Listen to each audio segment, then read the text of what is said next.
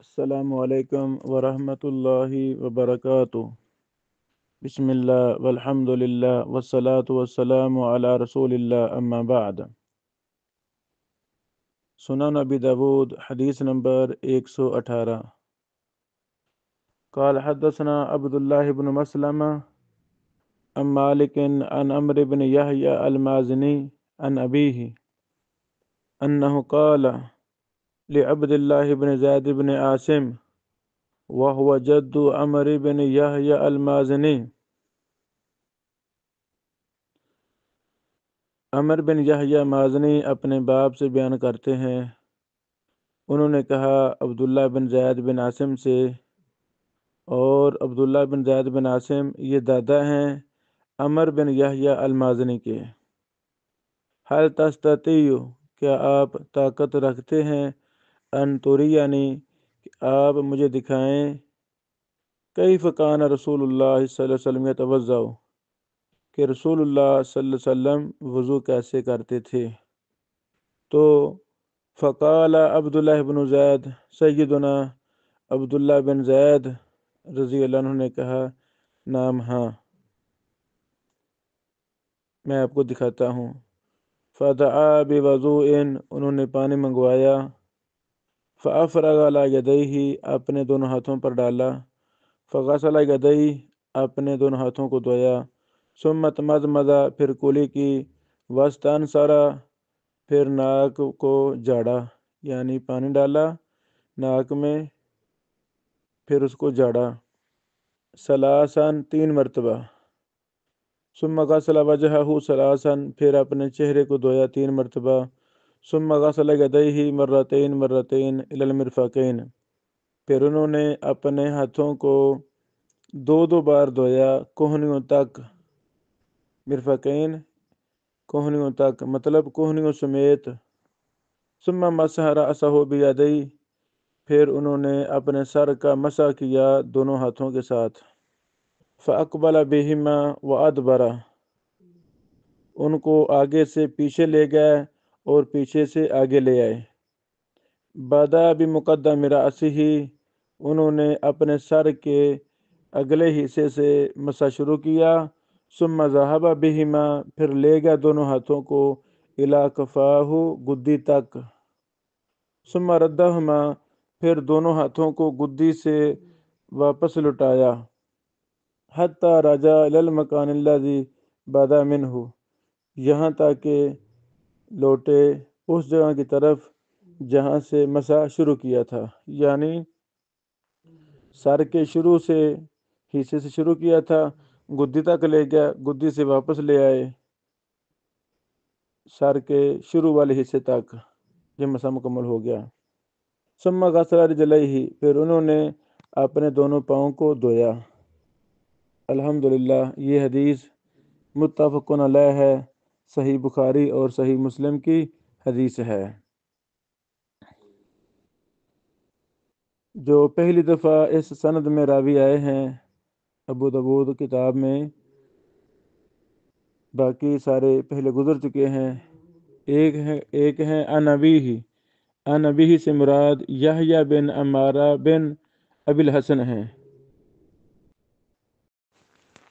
سنن ابی داود حدیث نمبر 118 سے ایک مسئلہ یہ ثابت ہوا جو پہلی بار آیا ہے ابو داود میں، کہ وضو کے کچھ اعضاء کو 2 دفعہ دھو لیں، کچھ کو 3 دفعہ، اور یہ جائز ہے، کوئی حرج نہیں ہے۔ الحمدللہ باقی وہی مسائل ہیں جو سابقہ حدیث میں گزر چکے ہیں، اور ہر مسئلے کی ہم نے تفصیلی بحث پیچھے کر دی ہے۔ سنن ابی داود حدیث نمبر 119۔ قال حدثنا مسدد قال حدثنا خالد عن عمرو بن یحیی المازنی عن ابیہ عن عبد اللہ بن زید بن عاصم بہذا الحدیث، وہی حدیث بیان کی، قال کہا، فمضمض واستنشق من کف واحدہ انہوں نے ایک ہی ہتھیلی سے کولی کی اور ناک میں پانی چڑھایا، یفعل ذلک ثلاثا انہوں نے یہ 3 بار کیا۔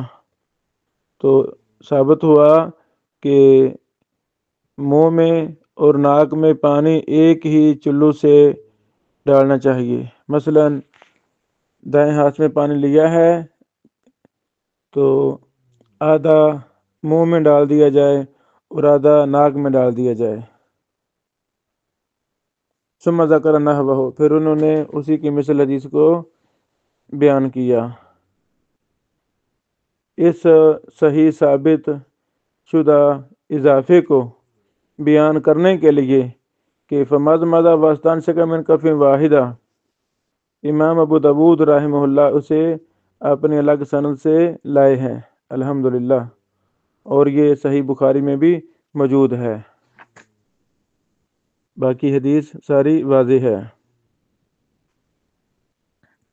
حدیث نمبر 120، قال حدثنا احمد بن عمرو بن سر قال حدثنا ابن وهب عن عمرو بن الحارث ان حبان بن واسع حدثه ان اباه حدثه انه سمع عبد الله بن زيد بن عاصم المازني يذكر انه راى رسول الله صلى الله عليه وسلم۔ سیدنا عبداللہ بن زید بن عاصم المازنی بیان کرتے ہیں کہ انہوں نے رسول اللہ صلی اللہ علیہ وسلم کو دیکھا ہے۔ فذکر وضوءہ، تو انہوں نے رسول اللہ صلی اللہ علیہ وسلم کا وضو ذکر کیا، بیان کیا۔ وقال، تو انہوں نے کہا، ومسح رأسہ، آپ نے اپنے سر کا مسح کیا، بماء، اس پانی کے ساتھ، غیر فضل یدیہ، جو دونوں ہاتھوں کے بچے ہوئے پانی کے علاوہ تھا۔ کیا مطلب؟ سر کے مسح کے لیے نیا پانی لیا، یہ مطلب ہے۔ وغسل رجلئی، آپ نے اپنے پاؤں کو دھویا، دونوں پاؤں کو دھویا، حتی انکاہما، یہاں تک کہ ان کو اچھی طرح دھویا، اچھی طرح صاف کیا۔ یہ الحمدللہ صحیح حدیث ہے، صحیح مسلم کی یہ حدیث ہے۔ اس سے ثابت ہوا سر کے مسح کے لیے نیا پانی لینا چاہیے، نیا پانی، اور پاؤں کو اچھی طرح دھونا چاہیے۔ اس سند میں کچھ راوی پہلی بار آ رہے ہیں، مثلا عمر بن الحارث بن یعقوب بن عبداللہ بن الاشج ابو امیہ الانصاری المصری، یہ راوی پہلی بار آئے ہیں۔ اللہ اکبر۔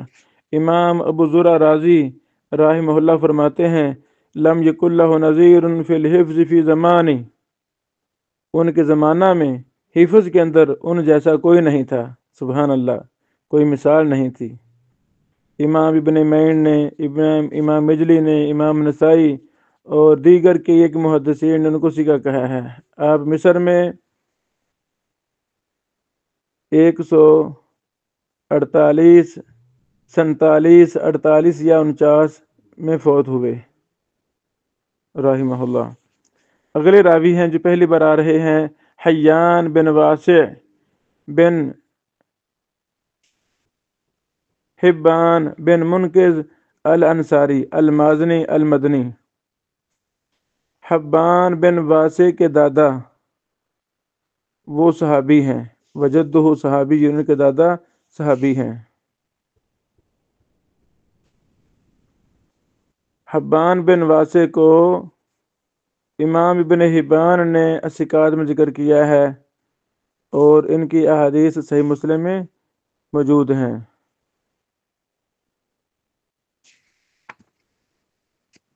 حدیث کا معنی واضح ہے۔ حدیث نمبر 121، قال حدثنا احمد بن محمد بن حنبل قال حدثنا ابو المغیرہ قال حدثنا حریز قال حدثني عبد الرحمن بن میسرہ الحضرمی سمعت المقدام بن معد قریبہ الکندی قال اتي رسول اللہ صلی اللہ علیہ وسلم بوضوء، رسول اللہ صلی اللہ علیہ وسلم کے پاس وضو کا پانی لایا گیا، آپ کے پاس۔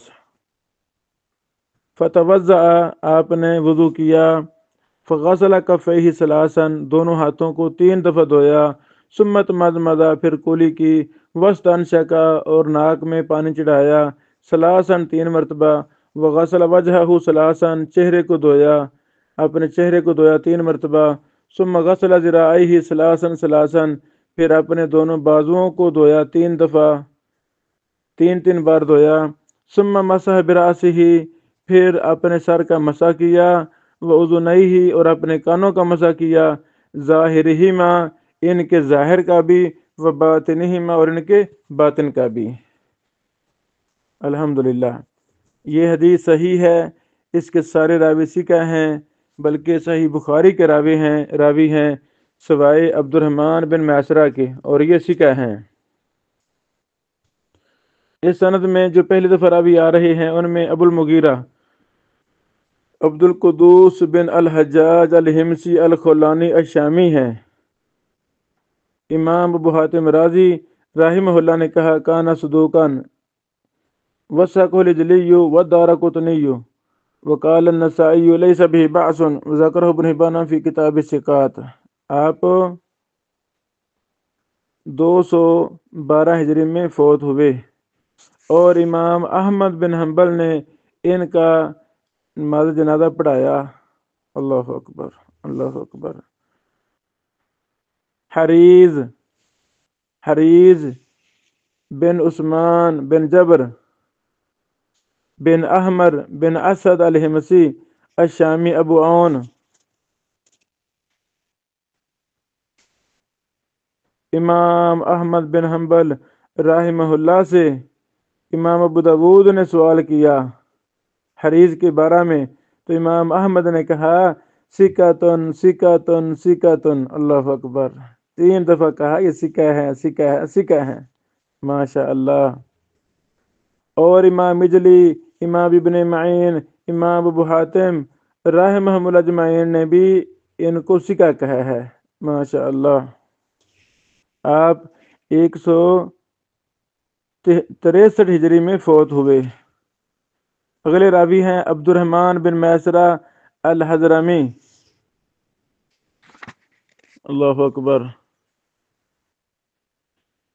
ان کو امام اجلی رحمہ اللہ نے کہا ہوا شامی تابعی ثقۃ، ماشاء اللہ۔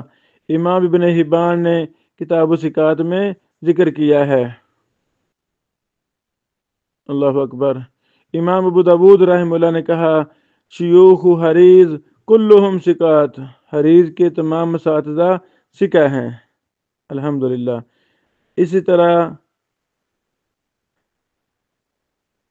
حدیث کا معنی واضح ہے، الحمدللہ۔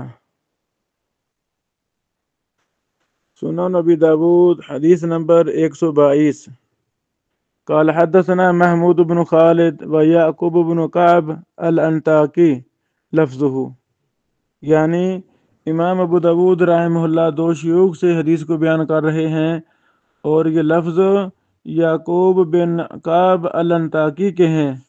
قال دونوں نے کہا حدثنا الولید بن مسلم عن حریز بن عثمان عن عبد الرحمن بن میسرہ عن المقدام بن معد کاربہ رضی اللہ تعالیٰ عنہ انہ قال رأیت رسول اللہ صلی اللہ علیہ وسلم، میں نے رسول اللہ صلی اللہ علیہ وسلم کو دیکھا، توضأ آپ نے وضو کیا، فلما بلغ مسح رأسہ جب آپ اپنے سر کے مسح کو پہنچے، وضع کفیہ آپ نے رکھا اپنی ہتھیلیوں کو لا مقدم رأسہ اپنے سر کے شروع والے حصے پر، فأمرہما پھر ان کو گزارا، ان کو لے کر گئے، حتی بلغ الکفا یہاں تک کہ آپ پہنچے گدی تک، ثم ردہما پھر ان کو لٹایا، الی المکان الذی اس جگہ کی طرف،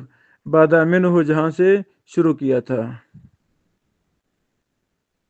یہ حدیث الحمدللہ صحیح ہے۔ ولید نے سماع کی صراحت محمود کی اس روایت میں کی ہے۔ اللہ اکبر۔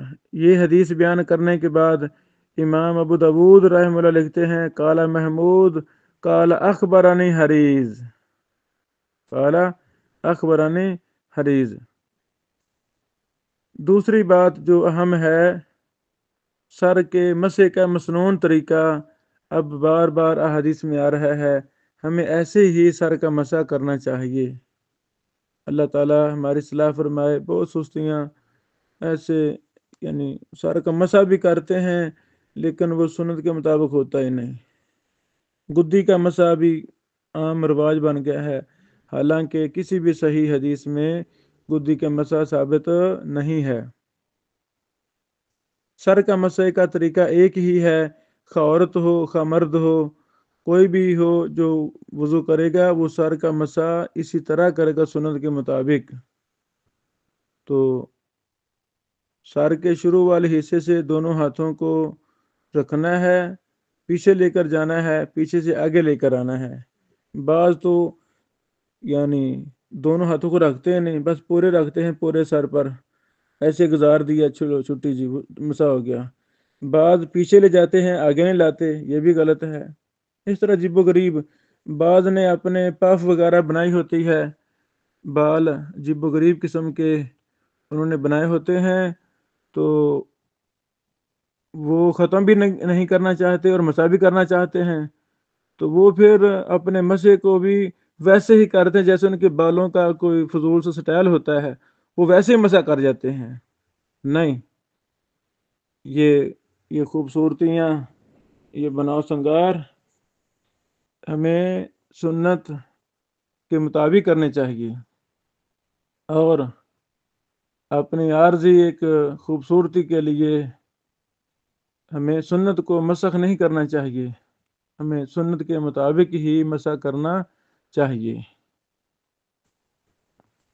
اس حدیث میں کچھ راوی پہلی بار آئے ہیں۔ پہلے راوی ہیں یعقوب بن قاب بن حامد الحلبی ابو یوسف، آپ انطاکیہ میں آ گئے تھے، پھر یہاں ہی ٹھہرے ساری عمر۔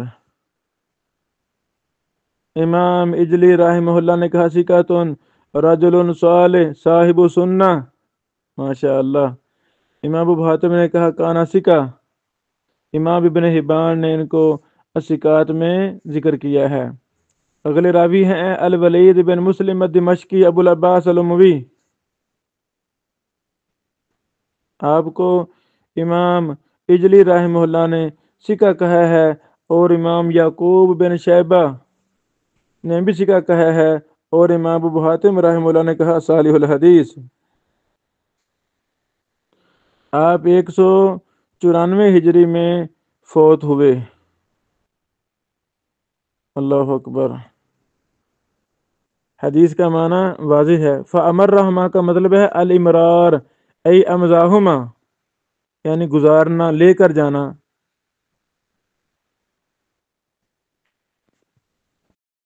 پھر اس حدیث میں یہ بھی ثابت ہوا پچھلی حدیث سے بھی کہ پورے سر کا مسح کرنا ہے، پورے سر کا مسح کرنا ہے، یہی سنت ہے۔ الحمدللہ۔ ربو راس والا مسئلہ کسی بھی صحیح حدیث سے ثابت نہیں ہے۔ التنبیہ علی مشکلات الہدایہ میں امام ابن ابی العز الحنفی رحمہ اللہ رحمۃ واسعہ نے اس مسئلے پر مفصل بحث کی ہے، اور یہ ثابت کیا ہے کہ ربو راس والا یہ کوئی اس کا چکر ہے نہیں دین میں۔ سنت کے مطابق مسح یہی ہے کہ پورے سر کا مسح کیا جائے۔ اور بھی امام محدثین نے، امام بخاری رحمہ اللہ نے بھی صحیح بخاری میں باب قائم کیا ہے اور حدیث بیان کی ہیں۔ اللہ تعالیٰ نے قرآن کریم میں سر کا مسح ارشاد فرمایا، سر کا مسح، تو سر ربو راس کو نہیں کہتے، سر پورے سر کو کہتے ہیں۔ اللہ تعالیٰ ہمیں قرآن و سنت کے مطابق 100% زندگی گزارنے کی توفیق عطا فرمائے، آمین۔ حدیث نمبر 123، قال حدثنا محمود بن خالد وهشام بن خالد المعنى قال حدثنا الوليد بهذا الاسناد قال ومسح بأذنيه ظاهرهما وباطنهما، زاد هشام وأدخل أصابعه فی سیماخ اذنیہ، آپ نے اپنی انگلیوں کو ڈالا کانوں کے سوراخوں میں۔ الحمدللہ یہ حدیث بھی صحیح ہے۔ پہلے راوی جو پہلی دفعہ آ رہے ہیں، ہشام بن خالد بن زید بن مروان، آپ کو امام ابو حاتم رازی رحمہ اللہ نے کہا صدوق، آپ اہل فتویٰ میں سے تھے، جیسے کہ ابو زرع دمشقی نے آپ کو دمشق کے اہل فتویٰ میں ذکر کیا ہے، اور امام ابن حبان نے آپ کو ثقات میں ذکر کیا ہے۔ آپ 249 ہجری میں پیدا ہوئے۔ سند میں ہے المعنی، کیا مطلب؟ ای انہما اتفقا علی المعنی، یعنی دونوں نے معنی کے لحاظ سے حدیث ایک ہی بیان کی ہے، یعنی دونوں کی احادیث کا معنی مفہوم ایک ہی ہے، اگرچہ لفظ میں اختلاف ہو سکتا ہے لیکن معنی دونوں کا ایک ہی ہے، یہ مطلب۔ بہذا الاسناد کا مطلب مذکورہ سند۔ اللہ اکبر۔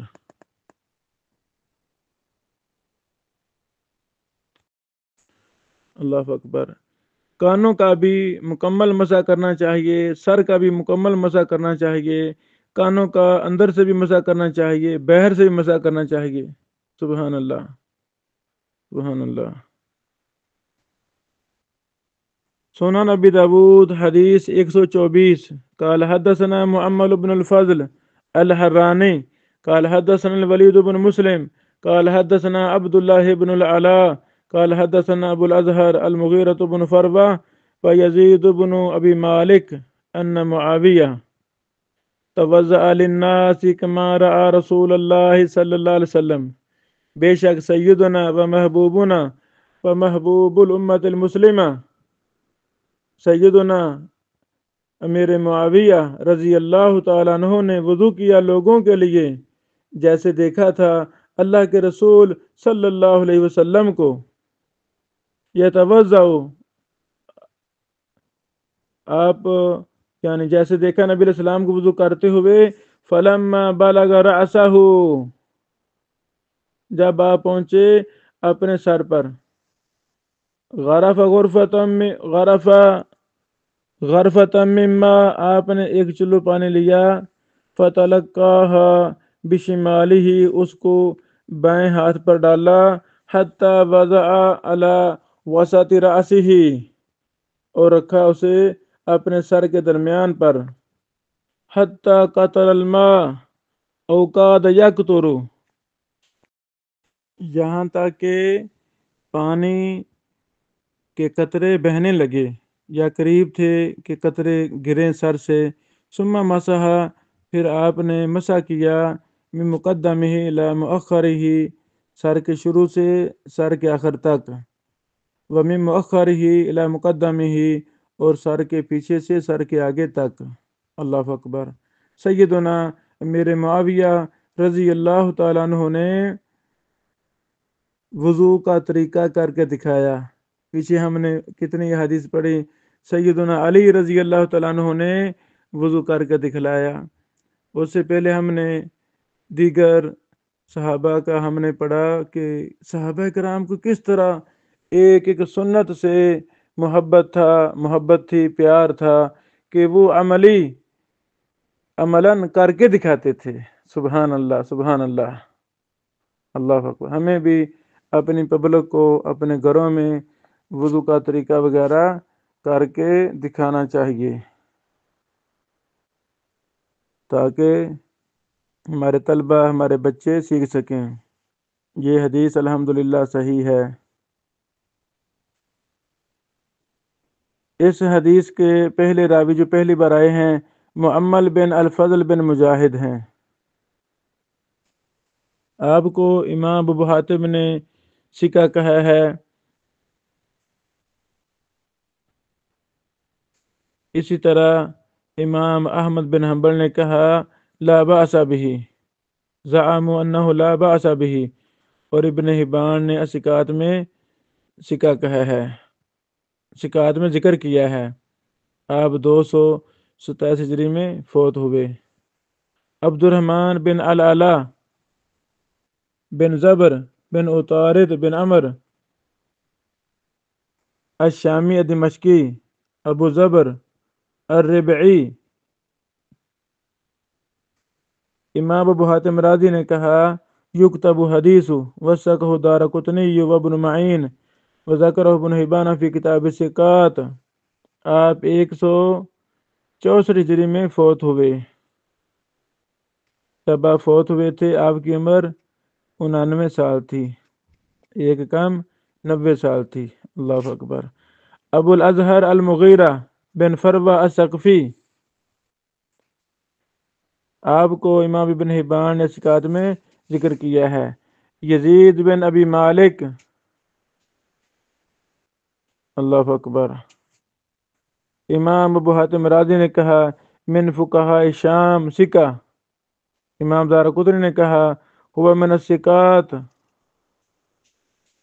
آپ 130 ہجری میں فوت ہوئے۔ سیدنا معاویہ بن ابی سفیان رضی اللہ تعالیٰ عنہ کی ابو داود میں یہ پہلی حدیث ہے۔ سیر اعلام نبلا جلد نمبر 3 صفحہ نمبر 120۔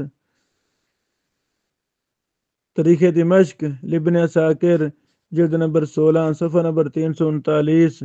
طبقات ابن سعد جلد نمبر 7 صفحہ نمبر 406 وغیرہ دیگر کتب جرح و تعدیل، کتب تواریخ وغیرہ میں سیدنا و محبوبنا امیر معاویہ رضی اللہ تعالیٰ عنہ کے مفصل حالات موجود ہیں۔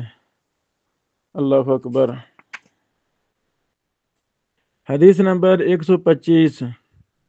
قال حدثنا محمود بن خالد قال حدثنا الولید بهذا الاسناد قال فتوضأ ثلاثا وغسل رجليه بغیر عدد۔ امام ابو داود رحمہ اللہ ایک اور سند لا کر یہ ثابت کرنا چاہتے ہیں کہ سیدنا امیر معاویہ نے وضو کی اعضاء کو تین بار دھویا تھا، تین بار دھویا تھا، اور پاؤں کی تعداد کا ذکر نہیں ہے کہ پاؤں کو بھی 3 بار دھویا تھا۔ وغسل رجلیہ بغیر عدد، یعنی انہوں نے اپنے پاؤں کو دھویا بغیر تعداد کے۔